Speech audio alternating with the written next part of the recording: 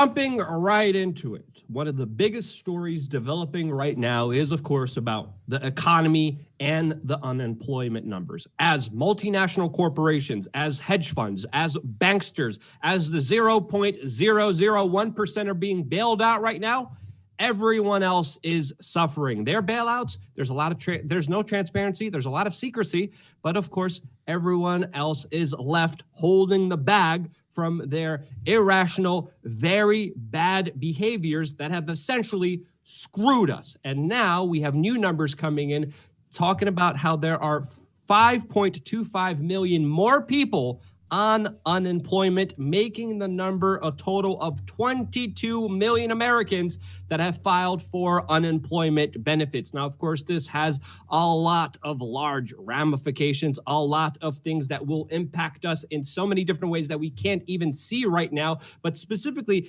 these numbers are still low, mainly because the lockdown continues. We still don't know exactly how long it will continue. We don't know if there's going to be a wave 1, a wave 2, a wave 3. We're in a very unpredictable situation, but these numbers are still 3 to 4 weeks behind the original numbers, since, of course, the bureaucratic state takes a long time to process their paperwork. Some states, they're not even open. Some states are even delayed more than the 3 to 4 weeks.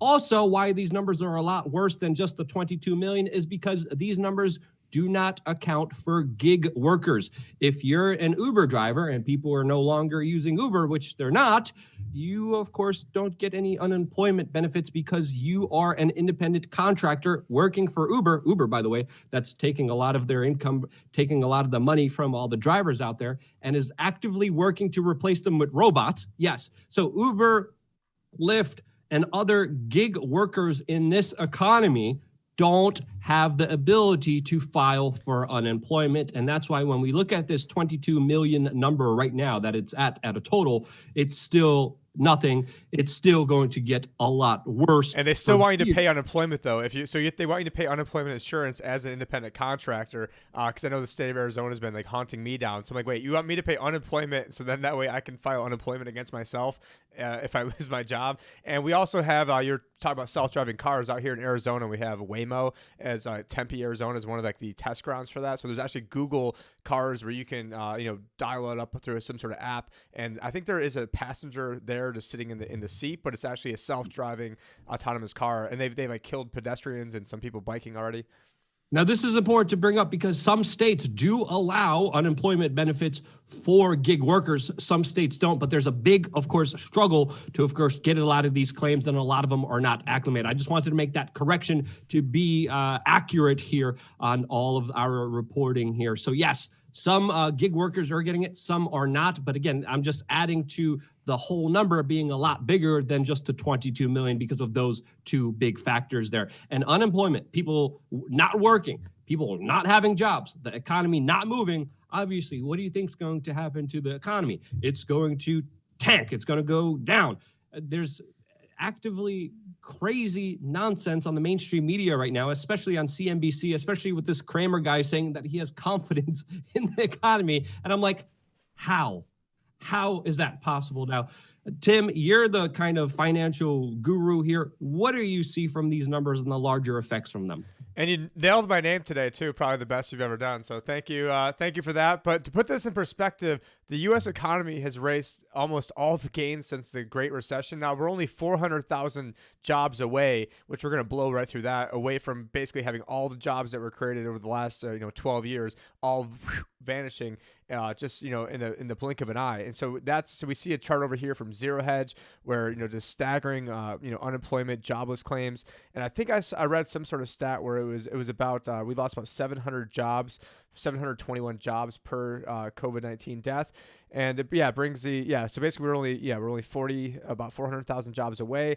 And we got this article, another article over here from Zero Hedge. If we don't get the reopening just right, we can start the clock on the second wave of infections. And so now they're trying to basically say, hey, we don't want to open up things too early, because if we open up too early, then it could get round 2, and trying to say, oh, well, by the way, you can't get out of your house unless you get the all important vaccine. We also have banks right now, or the Treasury Department has a cash balance has soared to almost $1 trillion. Because basically what they need to have all these different programs shoring up money for the government, so that way they can, quote unquote, bail us out and, quote unquote, help us out. Because one of those programs that they designed to try to help us out is the small business loan program. So of course, the one that goes to the people, the 349 billion, that one's running out of money, but of course they've got money for all the big banks and for all the, big pharma and for everybody else who wants, the handouts. Moving along here, we got housing starts collapsed by the most in 36 years. We've got cataclysmic problem for the FANG stocks. That's Facebook, Apple, Netflix, and Google.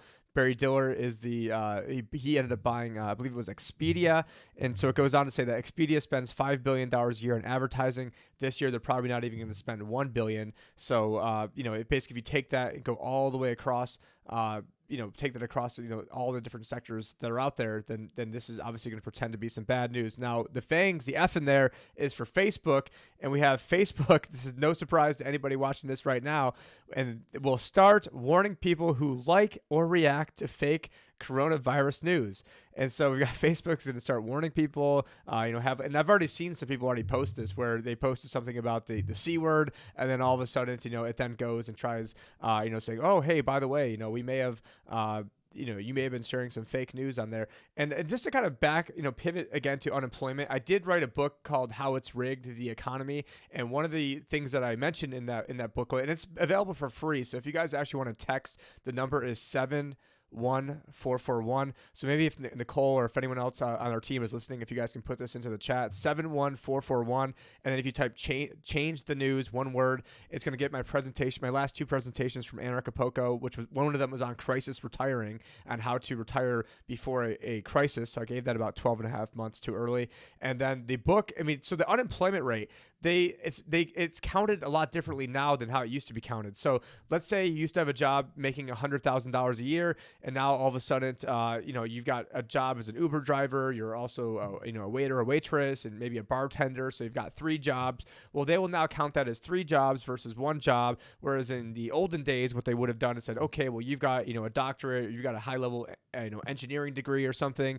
And, now you're stuck being a waiter or waitress, and nothing against waiter or waitresses. My mom, was a waitress. So, so all of a sudden, instead of used to then be counting as unemployed. So if you had a high level degree and then all of a sudden you couldn't find a job relevant in your field, then that would count as you being unemployed. Now it counts as you being, not only does it count as you being employed, it counts as maybe having 3 jobs versus 1 job. They do the same thing with the inflation numbers, the same thing with the GDP data.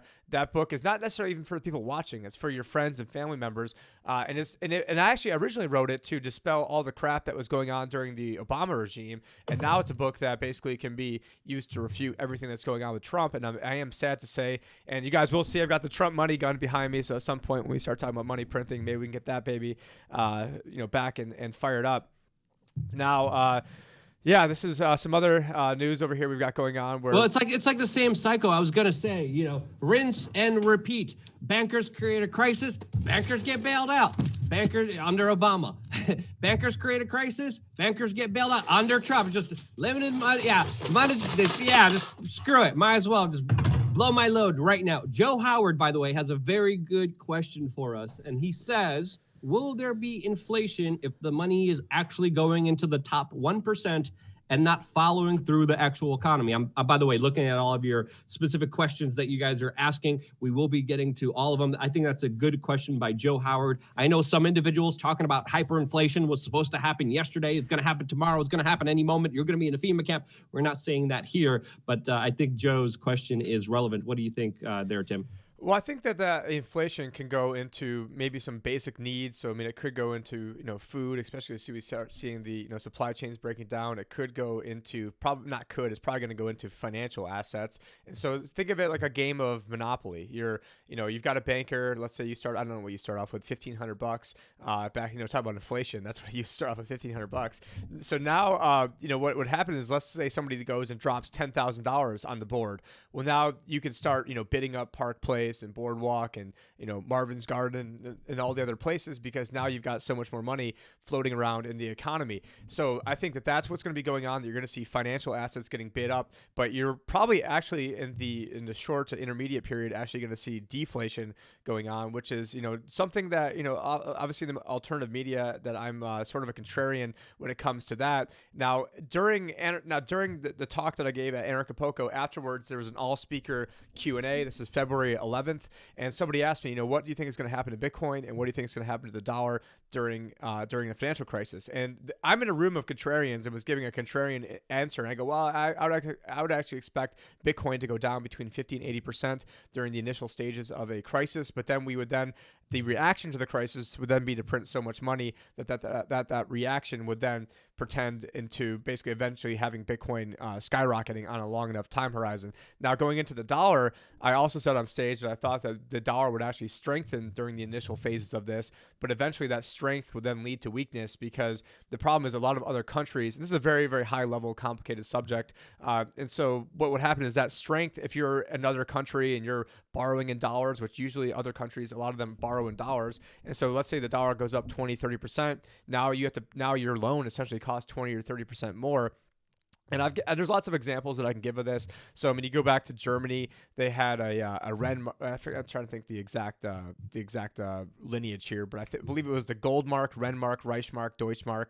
And so, if you were sitting into the Goldmark, basically what would happen is, and back then a company like Mercedes-Benz was around. So, if you were invested into Mercedes-Benz stock, your stock went from being priced in Goldmark, then being priced in Renmark, then being priced in Reichsmark, then being priced in Deutschmark, then being priced in the euro. If you're holding onto those bonds, those are wiped out. So I think, a lot of fixed income assets, eventually in a long enough time horizon, I think the cash is going to be worthless. But in the intermediate to short period, I think it's actually going to go up in value, because everybody wants to take risk off the table, which means getting into cash, which means there's going to be more of a demand for cash. And so there's probably a really long, complicated answer, but it's a long, complicated subject. And you get a lot of people who just want to sell different newsletters, or they just want to do, and I'm not making a knock on any one person here, but when you do that, there's a certain mindset, or people are selling gold. I get paid, managing people's money, and I just want it to go up, and I'm really agnostic in terms of what it's going into. Obviously I don't want to support, a lot of this, the evil empire of stuff that's going on, and I want to help protect people, especially, we are coming up, we just had, tax day yesterday, which I guess isn't tax day because now it's going to be July 15th. But yeah, there's, I think you're going to see inflation in financial assets, and you're eventually all of this, you're going to get way too cocky. Trump and Mnuchin are talking about having 50, 100-year bonds, and then having massive infrastructure plays. And all of this is letting, while they get cocky, the noose is getting tighter around her neck. We're getting not suicidal, by the way, from, the video we put out with, Bill Gates and all the other stuff. But yeah, I think, you're going to eventually see inflation in financial assets. And that's why long term, I am bullish on the stock market, because on a long enough time horizon, they're going to inflate that baby away. In the German stock market, basically it went from right around like 100 or 200 in 1912, 1911. And then by 1922, it was like 22 million. And then by 1923, it was like 27 million. Obviously, I'm doing all this without notes right here. A lot of stuff we're doing without notes, but I did actually make a ton of notes for the Bill Gates video. So when we have that one coming up, prepared to, be wild for that one. So yeah, do we have any more questions on? Yeah. Jack D says you can't bury Bitcoin in your backyard. Very good point there, Jack. But also, guess how much money was siphoned away from Bitcoin to the special? How many banks were bailed out with Bitcoin? Can you guess? 0. So that's also another important point. We got a couple questions. Also one by Logan5, who made a comment saying that, quote, "This is the slow boil." And I do kind of more resonate with that. My financial advice, it's not we can't give financial advice, but if I was giving financial advice, it would be right now. I can if they call me or they schedule with me, so I can immediately right now. Invest. Can you guess in what?